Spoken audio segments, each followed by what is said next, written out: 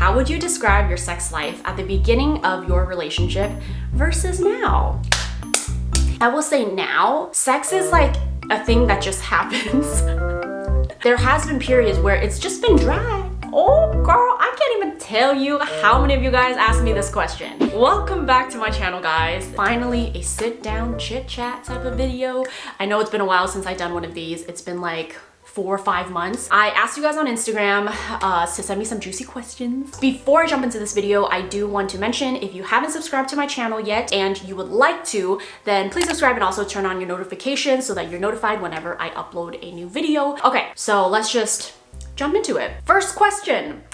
Oh, we're already getting down and zazzy. Okay, have you ever faked an orgasm with WA? This is hilarious because I've had this conversation with people before and I didn't know that it was an actual thing that people faked orgasms, because I truthfully have never ever faked an orgasm with WA. I don't know if this is because my lack of experience. As most of you know, WA is my first and only partner. I've never had sex with anyone else. So WA is really like my first real boyfriend, and he's the first person I've ever done anything with beyond kissing. Our whole sex life in general, in the beginning, he always made me super comfortable and I never felt the need to like fake an orgasm. So yeah, very long answer to your question, but no, I have never faked an orgasm.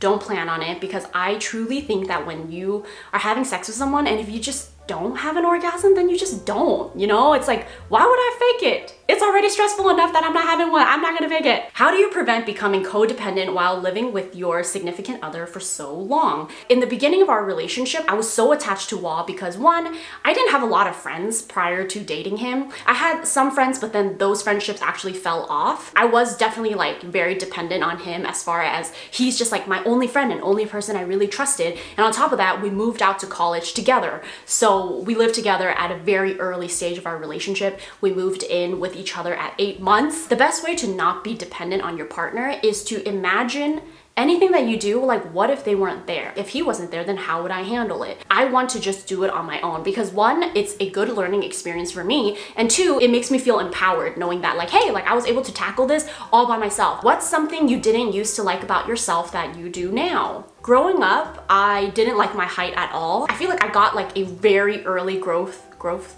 spurt.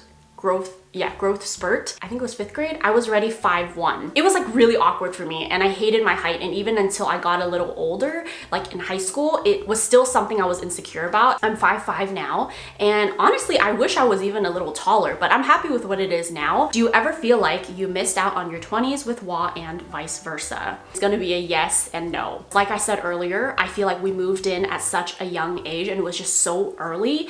I look back at that time in my life, and while it was so fun and it was just like very adventurous to live with your boyfriend, you know, especially because my parents were more strict, so I had to like really beg them in order for them to let me move in with Wah. So it was very exciting, but I look back and I compare how my college years were compared to my older sister, who like had roommates and she had like so much fun. I kind of wish I experienced that. If you asked me even just a couple of years ago, would I have wanted that? I probably would have been like, no, like it was fine. Like I really like living with Wah, but I don't know, like now that I'm in my late 20s, I look back and I'm like, I really wish that I had roommates and like girls' nights out, like with my college friends. So that would be the only thing I would say I missed out on.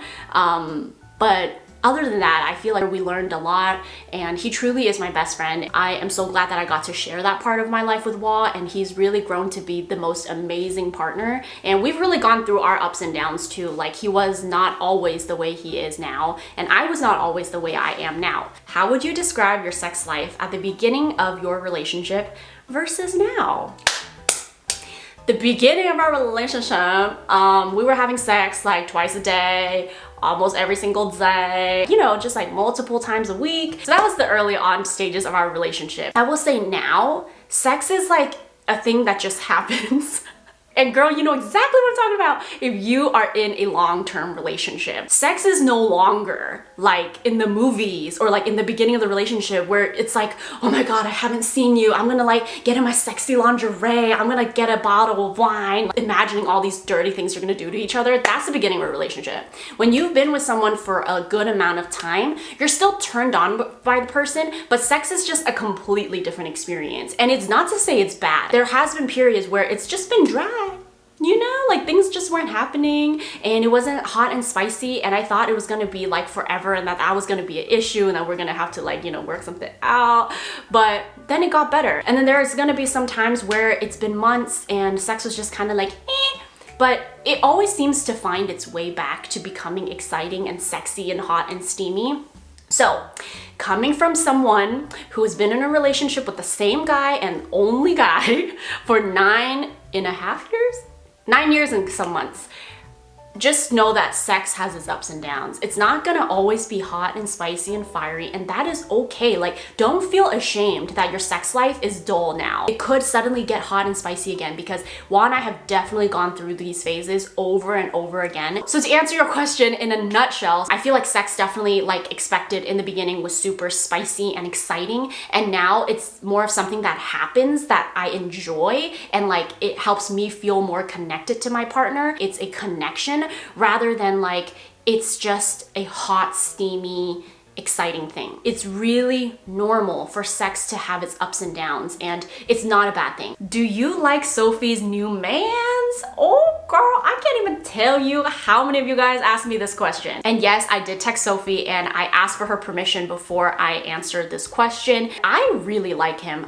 First of all, I feel like Sophie is a very smart girl. She makes really good decisions and wise decisions. She's also someone that's really good at reading people. She's very selective and she's very, very observant. So from the beginning, when I saw that she was talking to this new guy, she was happy, and I can tell. So that's all I needed to know. I feel like they're good for each other. He's very caring and she really cares about him. I am very happy for them, and I think that, you know, eventually one day if she's ready for it, you guys will get to meet him. He makes her happy and she is just back to her happy self, which I am just the most happy about. So to answer your question, yes, we approve of the new mans. Have you ever hooked up with anyone? Well, I kind of answered this question earlier. That is a no. Do you still have chronic UTIs, and how did you combat it? Thank goodness. That is a stage in my life that is now behind me. We are past it.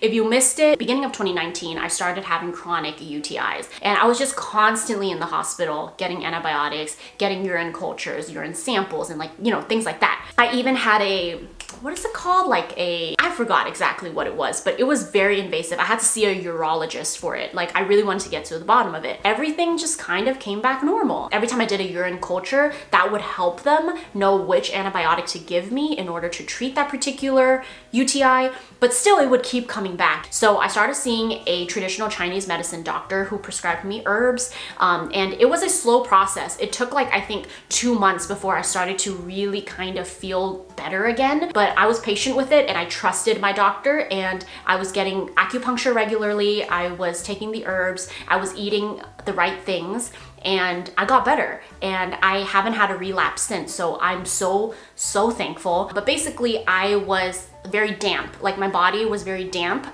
based on my diet, my lifestyle, and that all played into why I had these chronic UTIs. So the doctor was basically helping me get rid of the dampness in my body through herbs and acupuncture. I started to eat more warming foods. I stopped drinking ice cold water first thing in the morning. I just in general stopped eating cold things often. I also found that drinking alcohol for me at the time was also contributing to the dampness. So I took a break with the alcohol at that time of my life, and I also started eating warming foods. For me, because I'm pescatarian and I tend to eat a lot of vegetables, which are cooling foods. I know this is so complicated, but like if you look into it, it all makes sense. So I was eating a lot of vegetables because that was just like my diet. So I started incorporating like ginger into my vegetables, which helps neutralize it so that it's not so cool. So there's a lot of study behind it, and whether or not you feel like Eastern medicine is something you believe in, the way I see it is that it's something that my family has been treating me with ever since I was younger, and it's worked for me. Obviously, not every doctor is amazing, so you have to kind of like figure it out and find the right one. And it's just something that's part of my culture as well, and like I grew up around it. So it's something that I tried and it worked for me. I know at the time when I was sharing this stuff, a lot of people were like, this is the wrong message. Like, if you have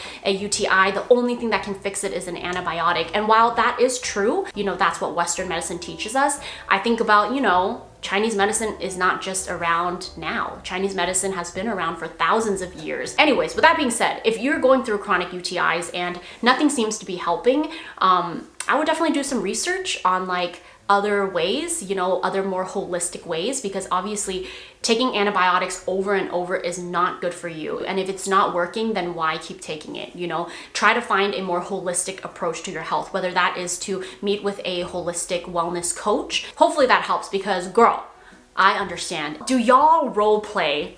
No. This is not to say that like anything is wrong with it, but I don't get it. I can't do role play.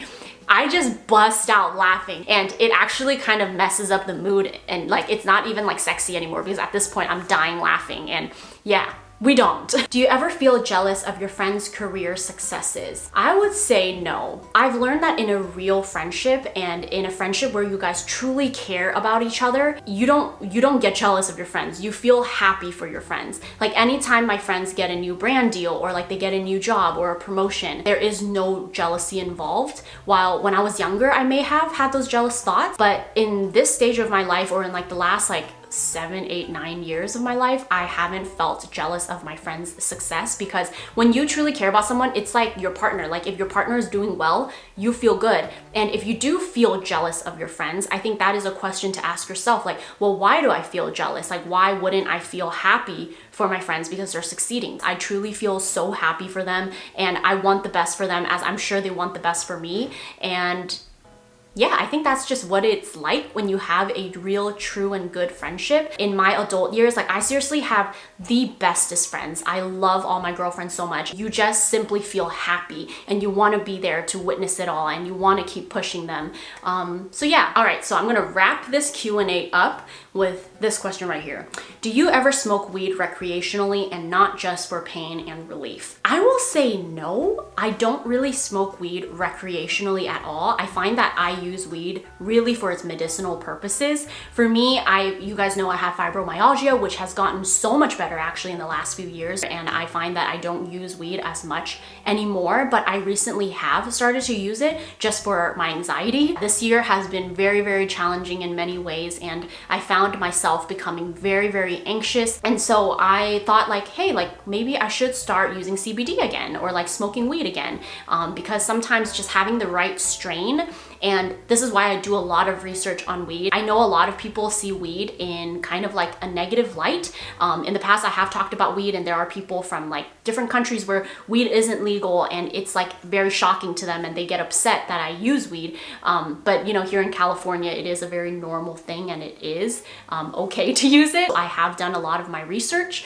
This is not to say that weed is for everybody, but I started smoking again to help me with my anxiety and just to help me get through the day. A lot of people think that weed is something that makes you feel lazy, tired, get the munchies and stuff, but when you find the right strain of weed and the one that works for you and the dosage that is right for you, it can serve in a much better way than people really understand. I don't like to casually smoke because one, I hate the taste of it. So most of the times I try to use it in a form of an edible or a tincture, but sometimes with smoking, I feel the effects faster, which is why I will smoke. I think it really helps me, and it's really helped me get through some of my darkest times. I don't think it's for everyone, and I think everyone should do their research, and I don't think that smoking or putting any sort of smoke in your lungs is healthy at all. So therefore, smoking is normally not my first resort. That's why I like to use tinctures or edibles. I prefer not to put smoke in my lungs because I already have asthma to begin with. So typically I like to use it in other forms. So that could be another video, or you can also do the research. There are tons of books and articles that are written by doctors that you can read and learn more about it. I just believe that everyone should do their own research and also not judge other people for the decisions they want to make for their own bodies. And I'm never here to tell you like, hey, you should do it. But since this is a question that's been asked, I want to be open and honest about it. And I am an adult, and I know that a lot of my audience here on YouTube have evolved with me and are adults now, and you have to make your own informed decision. You cannot just listen to one person and be like, hey, I'm gonna do this because this one person said so. You know, we're all adults here, and we all have to make the right decisions for ourselves and do our own research, and that's for anything. So anyways, thank you so much for watching this video. I really need to do these videos more. It just feels good. It's like talking to an old friend. Please make sure you subscribe if you would like to see more of these videos, and I will see you in my next one. Peace.